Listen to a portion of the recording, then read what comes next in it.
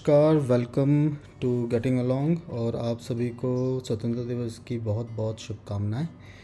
तो आज महिंद्रा ने अपना नया व्हीकल थार रॉक्स को लॉन्च कर दिया है। ये एक नया अवतार है, एक legacy vehicle that is Thar.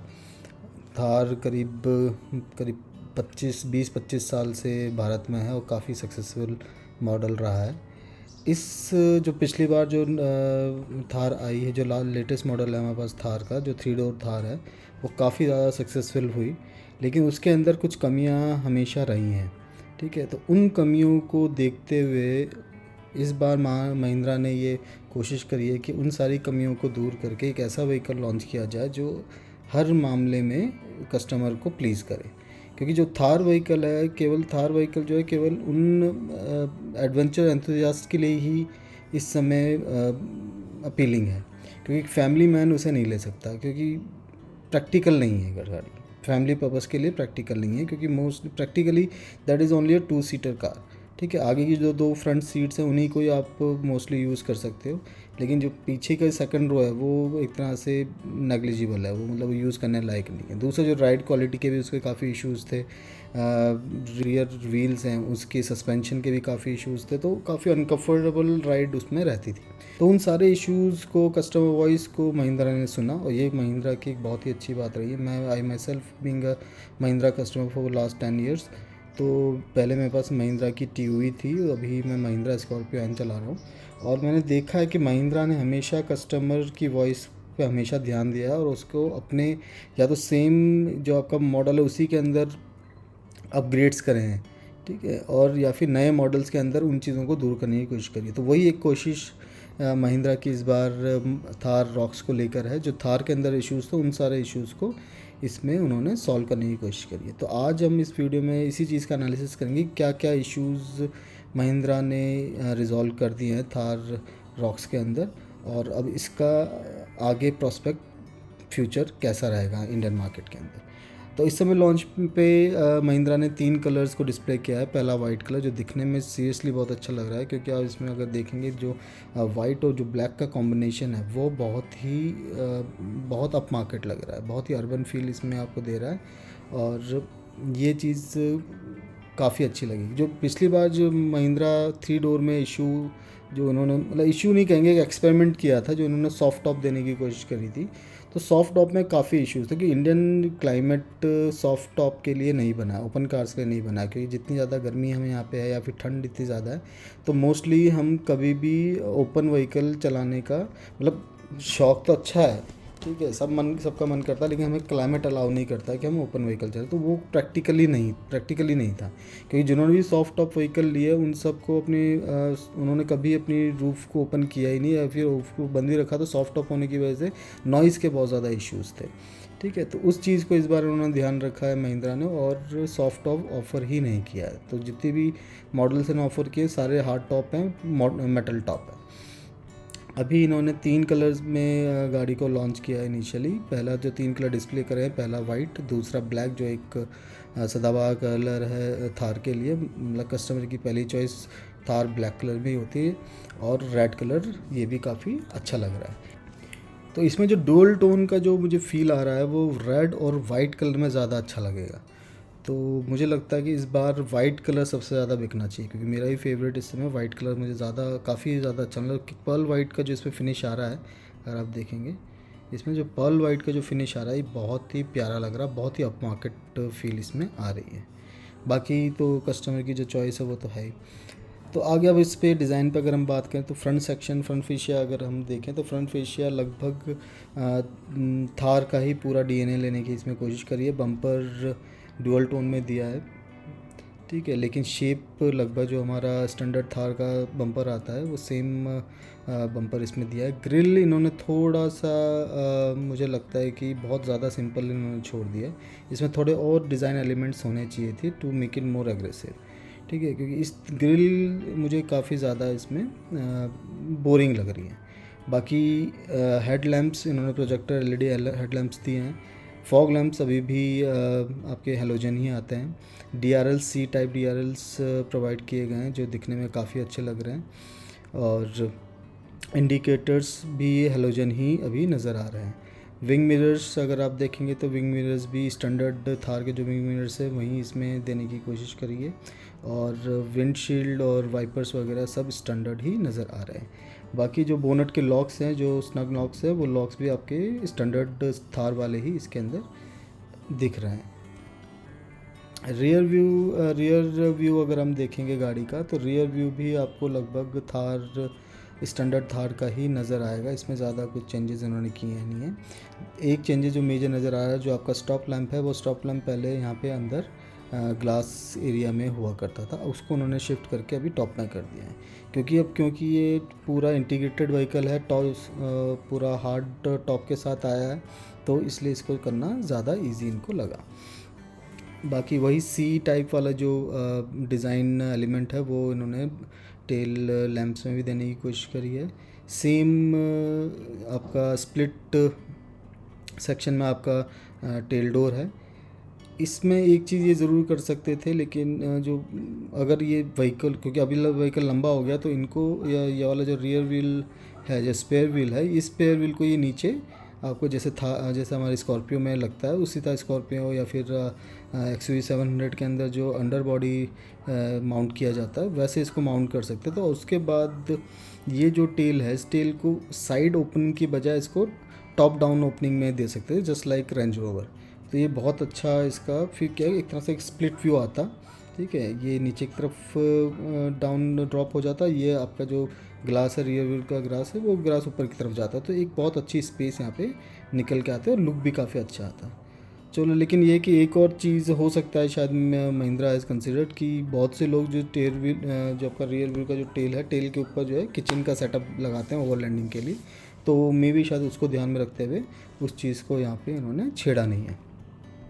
Side view की अगर बात करें तो साइड व्यू में व्हीकल मुझे बहुत प्यारा लग रहा है। इसकी ओवरऑल व्हील बेस तो काफ़ी बढ़ तो गया है ये, लेकिन साथ में वो लुक, अगर जो आप बोलेंगे दो एक्स्ट्रा डोर उन्होंने जो ऐड करें, वो इसके लुक पे, जो इसका स्टैंडर्ड लुक है, जो स्टैंडर्ड थार का डीएन है, उसने वो लूज़ नहीं हो रहा है, ठीक है। क्योंकि जिस तरह से इन्होंने इसको बॉडी कलर हैंडल इसके अंदर दिए हुए हैं, ये मूवेबल पार्ट नहीं है, इसके अंदर जो एक प्लास्टिक पार्ट है वो मूव करता है, उसके थ्रू आप डोर को ओपन कर सकते हो।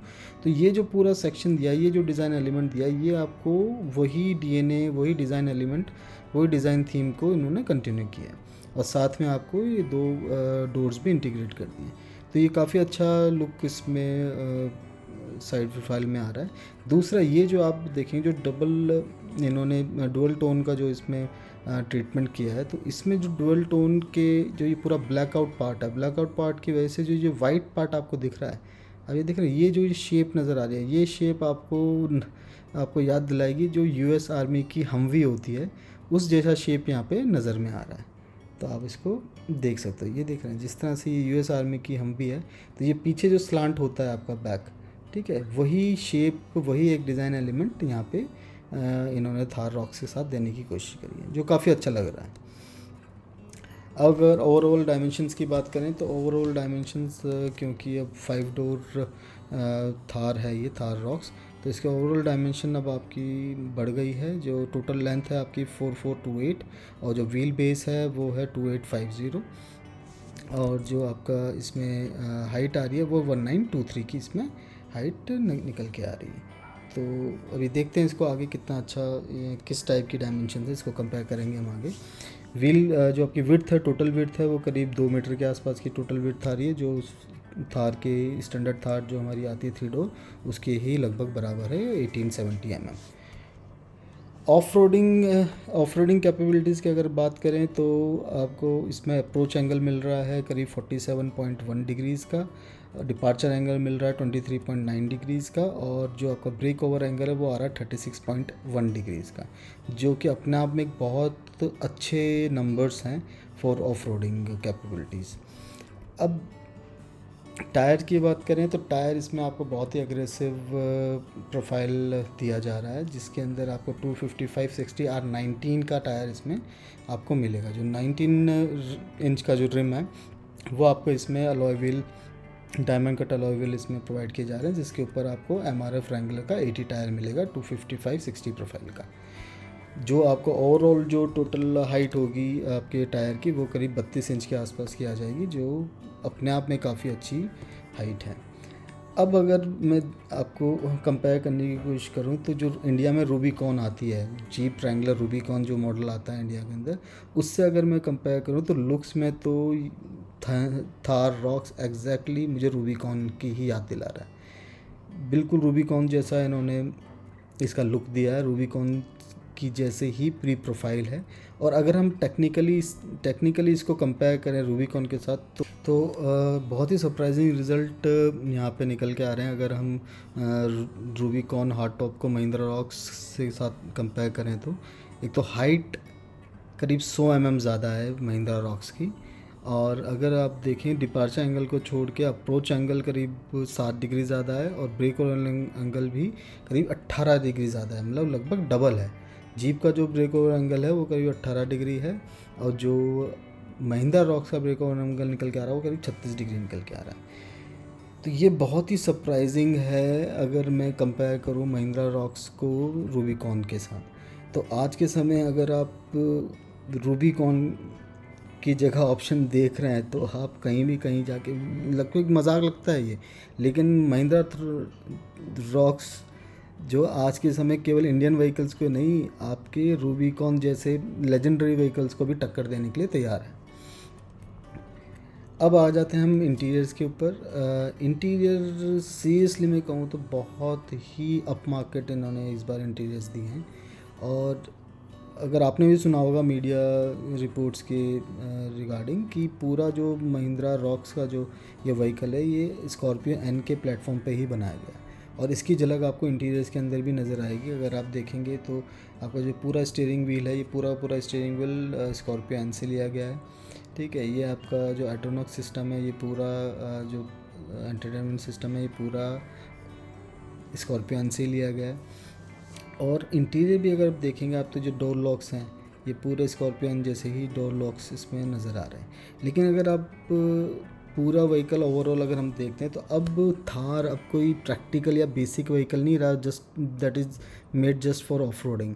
अब ये पूरा एक फैमिली व्हीकल बन चुका है, एक लग्जूरियस व्हीकल बन चुका है, जिसको आप चाहो तो अपनी फैमिली के साथ यूज़ कर सकते हो, आप चाहो तो किसी एडवेंचर ट्रिप पे भी जा सकते हो। तो ये जो जितनी भी कमियां थार के अंदर थी, मुझे लगता है इस बार महिंद्रा ने वो सारी शॉर्ट कमिंग्स को मतलब फुलफ़िल कर दिया है बिल्कुल, मतलब विद फाइन कलर्स।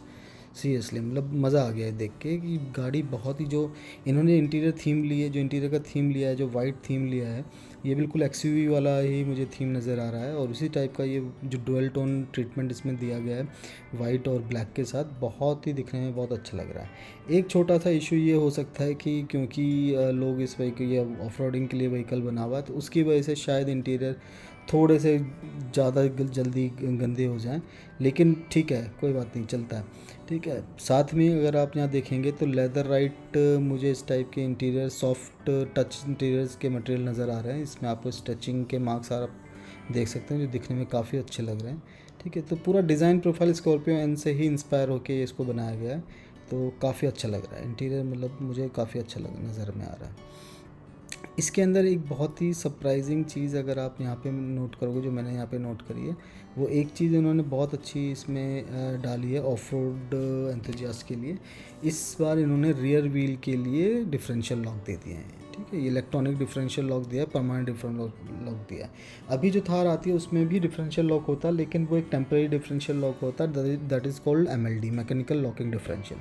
ठीक है, वो किस तरह से काम करता है कि जब भी आपकी गाड़ी किसी भी टफ ट्रेन पे चल रही है और किसी एक टायर ने एक फ्रिक्शन या ट्रैक्शन छोड़ दिया है, तो उस केस में क्या होता है, जब दोनों टायर्स हैं, जो पीछे के दोनों टायर्स हैं, उन दोनों टायर्स के RPM में अगर 100 RPM का डिफरेंस आता है तो ऑटोमेटिकली उसके अंदर एक लॉकिंग मैकेनिज्म होता है जो डिफरेंशियल को लॉक कर देता है, और फिर जिस टायर के पास ट्रैक्शन है उसको पावर ट्रांसफ़र हो जाती है और गाड़ी अपने आप गड्ढे से निकल जाती है। लेकिन उसका एक ड्रॉबैक है, उसका ड्रॉबैक ये है कि वो काम तभी करता है जब गाड़ी आपकी ऑलरेडी फंस चुकी है। कहने मतलब एक गाड़ी का आपका टायर जो है ऑलरेडी स्लिप ले चुका है और अब उसको आपको एक्टिवेट करना पड़ेगा। ठीक है, उसके लिए भी आपको रेस देनी पड़ेगी और उस तरह मतलब आपको जो 2 आरपीएम का डिफरेंस है वो मेंटेन करना पड़ेगा, दैट इज़ अराउंड 100 आरपीएम्स। तो वो जो प्रॉब्लम थी, क्योंकि एक तो होता है कि आप जब गाड़ी चला रहे होते हो तो आप सामने देखते हैं, आपको पता चल जाता है कि टफ ट्रेन आ रही है, अब आपको डिफरेंशियल लॉक लगा लेना चाहिए, लेकिन वो फैसिलिटी या वो ऑप्शन इस समय तक थार के पास नहीं था। लेकिन अब उस प्रॉब्लम को सॉल्व करते हुए महिंद्रा ने रियर व्हील्स में रियर डिफरेंशियल लॉक इसके अंदर दे दिया है। तो जैसे ही आपको लगता है कि आपको इस टाइप की टेरेन का सामना करना पड़ सकता है, तो आप उसी समय डिफरेंशियल लॉक को आप एक्टिवेट कर दीजिए और फिर गाड़ी अपने आप ही आपकी उसमें से निकल जाएगी। तो अब गाड़ी को फंसने का आपको वेट नहीं करना पड़ेगा कि गाड़ी अब फंस गई है, अब टेम्परेरी लॉक्स काम करेंगे, एमएलडी काम करेगा, एमएलडी एक्टिवेट होगा तभी आपका डिफरेंशियल लॉक होगा। लेकिन अब ये प्रमाणित है, ये बहुत अच्छा अपग्रेड उन्होंने दिया। अगर इन्होंने फ्रंट का भी दिया होता, आई डोंट नो, अभी जब पूरी डिटेल्स नहीं आई हैं, लेकिन अगर फ्रंट का भी दिया होगा तो फिर ये बहुत ही दमदार व्हीकल निकल जाएगा, जो डायरेक्टली इंडियन मार्केट के अंदर आपकी हाईलैक्स को कंपेयर करेगा, हाईलैक्स को बीट करेगा।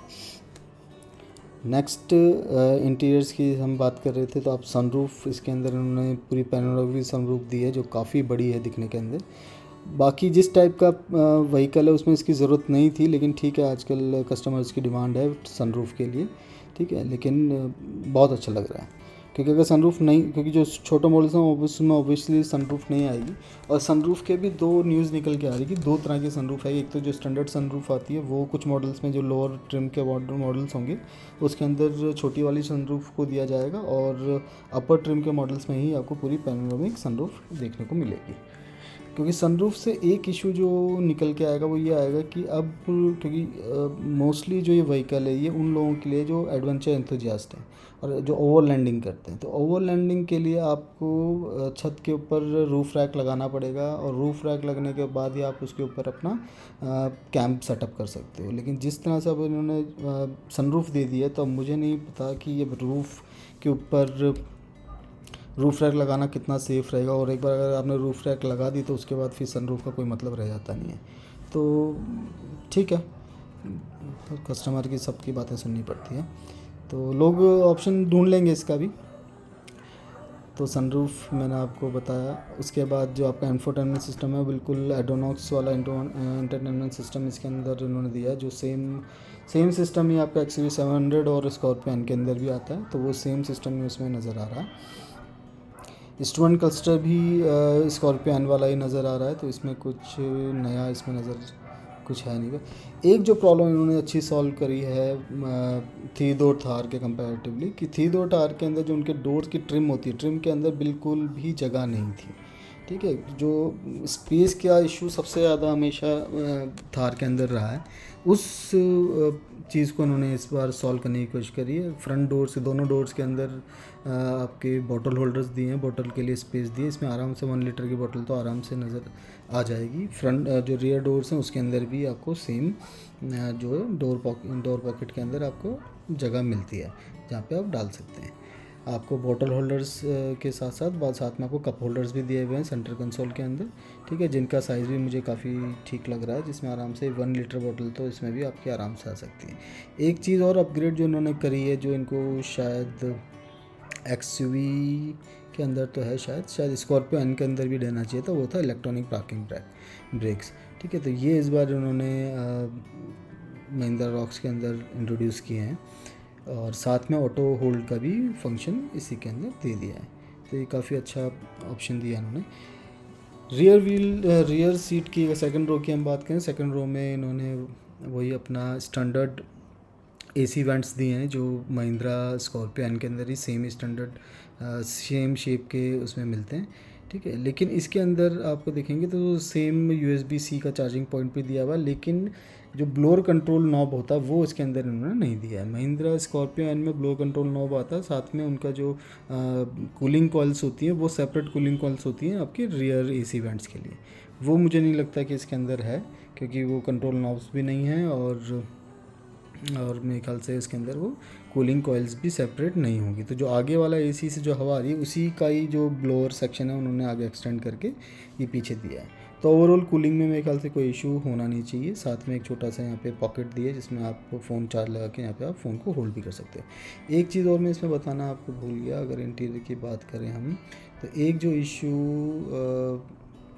महिंद्रा स्कॉर्पियो के अंदर भी आता है, वो ये है कि अगर आप ये देखेंगे तो इसमें इन्होंने यहाँ पे 12 वोल्ट का चार्जिंग सॉकेट नहीं दिया है। इसके अंदर दो इन्होंने एक USB A और USB C के चार्जिंग पॉइंट्स दे दिए, लेकिन 12 वोल्ट का जो सॉकेट होता है वो इन्होंने नहीं दिया। वो चीज़ पता नहीं इस बार इसमें भी इन्होंने सॉल्व क्यों नहीं करी, वो एक बहुत बड़ा इशू है सभी स्कॉर्पियन और मोस्टली स्कॉर्पियन कस्टमर्स के लिए, क्योंकि जो आपका जो 12 वोल्ट का सॉकेट है वो उन्होंने पीछे बूट स्पेस में दिया हुआ है। और जब भी अगर आप अपना एयर पंप यूज़ करते हो टायर की हवा भरने के लिए, तो पूरा पीछे से लेके आगे तक कनेक्शन पूरा वायर लेके आना पड़ता है। और चाहे कितना और जितने भी स्टैंडर्ड एयर पंप्स आते हैं उनका जो पंप है वो आगे वाले टायर तक नहीं जाता, डायगनली जो अपोजिट जो टायर है वहाँ तक वो नहीं पहुँच पाता है, और उसकी वजह से काफ़ी इशू होते हैं। तो मुझे लगा था शायद इसके, क्योंकि ये भी अभी लंबा व्हीकल है, पूरी इसकी लेंथ स्कॉर्पियो एन जितनी लेंथ है, तो वही सेम इशू इसके अंदर भी आएगा।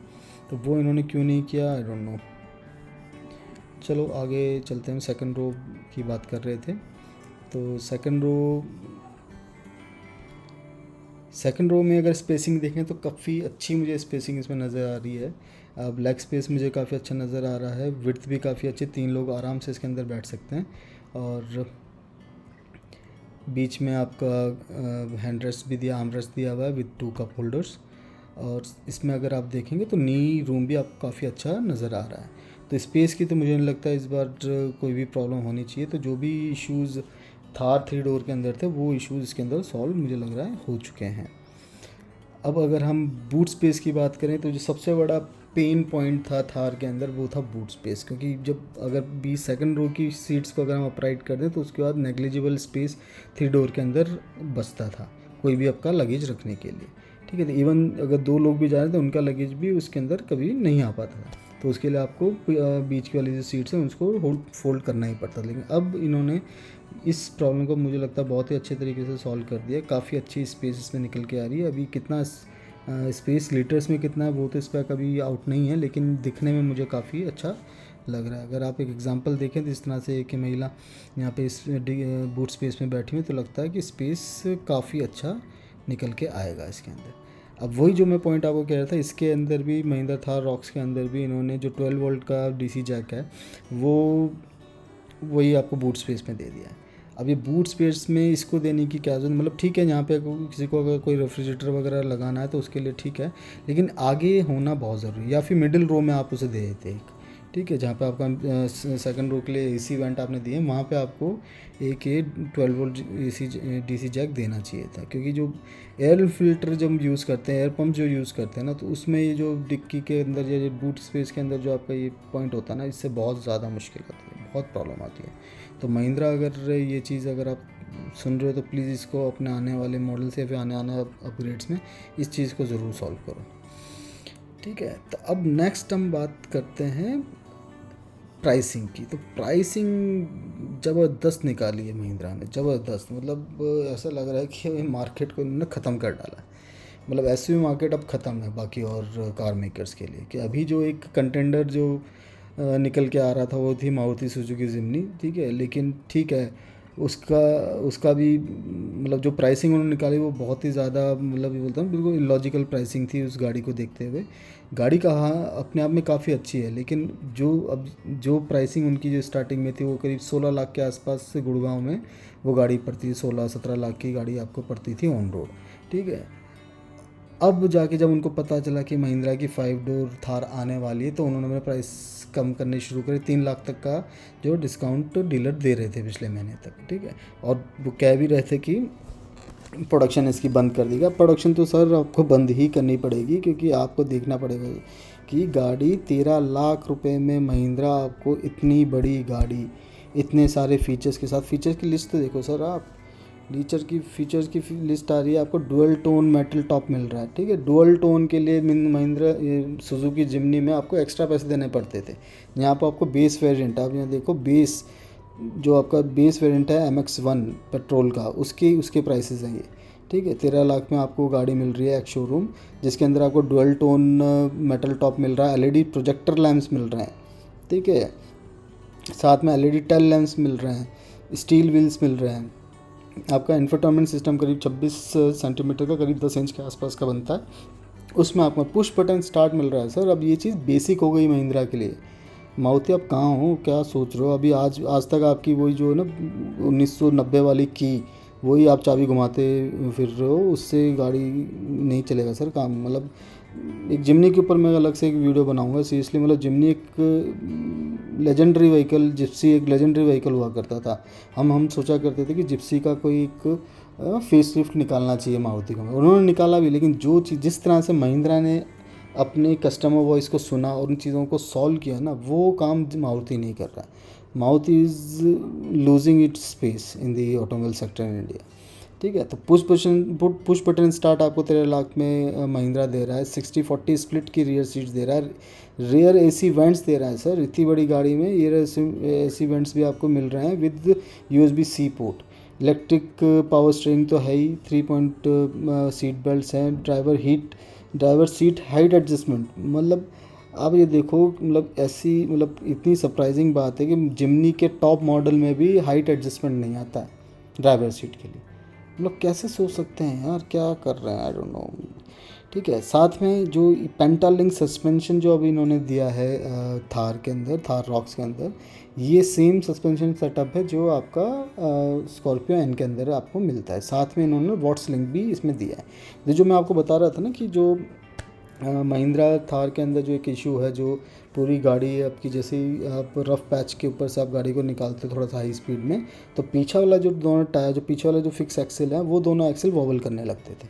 ठीक है, उसकी वजह से गाड़ी इम्बैलेंस, काफ़ी ज़्यादा इम्बैलेंस हो जाती थी। उस चीज़ को काउंटर करने के लिए इस बार इन्होंने, महिंद्रा ने पेंटालिंक सस्पेंशन विद वॉट्स लिंक का इस बार इसमें यूज़ किया है।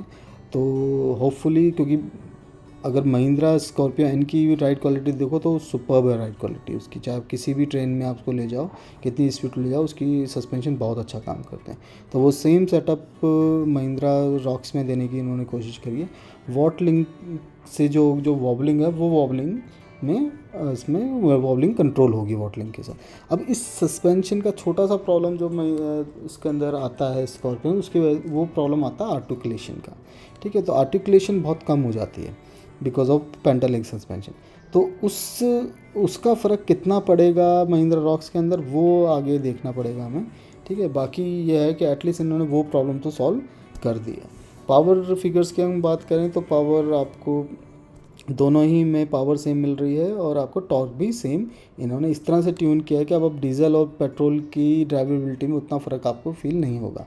हालांकि फ़र्क तो होता ही है, ठीक है, लेकिन ठीक है, आपको एक मतलब ट्यूनिंग इस तरह से की है कि आपको ज़्यादा फ़र्क नज़र आएगा नहीं। तो अब ये आपकी पूरी कंप्लीट प्राइस लिस्ट हमारे पास आ चुकी है। तो अगर आप देखेंगे तो पेट्रोल वेरिएंट आपके दो ही वेरिएंट में फ़िलहाल लॉन्च हो रहे हैं, MX-1 और MX-3 में, जो दोनों आपके रियर व्हील ड्राइव होंगे। 4 व्हील ड्राइव इसके अंदर अभी नहीं आया है। ठीक है, तो 4 व्हील ड्राइव की एक्चुअली इन्होंने अभी किसी भी मॉडल की, चाहे डीजल हो या पेट्रोल, दोनों में ही किसी में भी इन्होंने अभी प्राइस रिवील नहीं किए। जो जितनी प्राइस अभी आई है हमारे पास, वो रियर व्हील ड्राइव की आई है, जो स्टार्ट हो रही है आपकी 13 लाख से लेके, मतलब 13 लाख से लेके 15 लाख तक आपके पेट्रोल वेरिएंट में, और 14 लाख से लेके 19 लाख के बीच में आपका डीजल वेरिएंट्स के अंदर। इसमें आपके डीजल में दो तरह के वेरिएंट्स रहेंगे, एक MX वेरिएंट्स होगा, AX वेरिएंट होगा। तो MX वेरिएंट जहाँ तक मुझे, क्योंकि सेम वेरिएंट जो स्कीम है वो सेम है जो स्कॉर्पियो एन में हुआ करती है, MX और AX। तो MX और AX में फ़र्क इतना ही होता है, जो MX के अंदर आपको नॉर्मल एंटरटेनमेंट सिस्टम मिलता है, AX के अंदर आपको एड्रोनॉक्स वाला एंटरटेनमेंट सिस्टम मिलता है, जिसमें आपको एलेक्सा और वो सब फीचर्स आपके इसके अंदर मिल जाते हैं। तो फाइनली महिंद्रा ने एक ऐसा कंटेंडर मार्केट में उतार दिया है जो लोगों को, पूरे ऑटोमोबाइल इंडस्ट्री के लिए पूरे ऑटोमोबाइल इंडस्ट्री को बहुत ज़्यादा परेशान करने वाला है, क्योंकि ये व्हीकल अब टॉप नॉच होने वाला है। अब इस व्हीकल का मुझे नहीं लगता है कि काफ़ी सालों तक कोई कंटेंडर आने वाला है। तो एक और इन्होंने हैट्रिक मार दी एक तरह से महिंद्रा ने। पहले स्टार्ट किया था थार के साथ, उसके बाद स्कॉर्पियो एन, और अब आपका थार रॉक्स। ठीक है, तो ये तीनों व्हीकल इनके बहुत ज़्यादा मतलब सुपर डुपर हिट होने वाले हैं। बीच में XUV700 ही काफ़ी अच्छा चला, लेकिन स्कॉर्पियो के बाद जो उसकी सेल्स काफ़ी डाउन हो गए। ठीक है, उसके अलग रीजंस हैं, लेकिन ये तीनों व्हीकल तो धमाल मचाने वाले हैं महिंद्रा के लिए और इंडियन ऑटोमोबाइल मार्केट के लिए। तो अभी के लिए इतना ही। थैंक यू फॉर वॉचिंग, और इसी तरह की वीडियो हम और लाते रहेंगे। किसी टाइप के और भी अगर आपके पास क्वेश्चंस हो तो आप प्लीज़ कमेंट्स में उनको लिखिए, हम उनका आंसर करने का पूरी कोशिश करेंगे। तो अगर आपको ये वीडियो अच्छा लगा हो तो प्लीज़ लाइक एंड सब्सक्राइब और इसी तरह से हमारे साथ बने रहिए। Thank you, bye bye.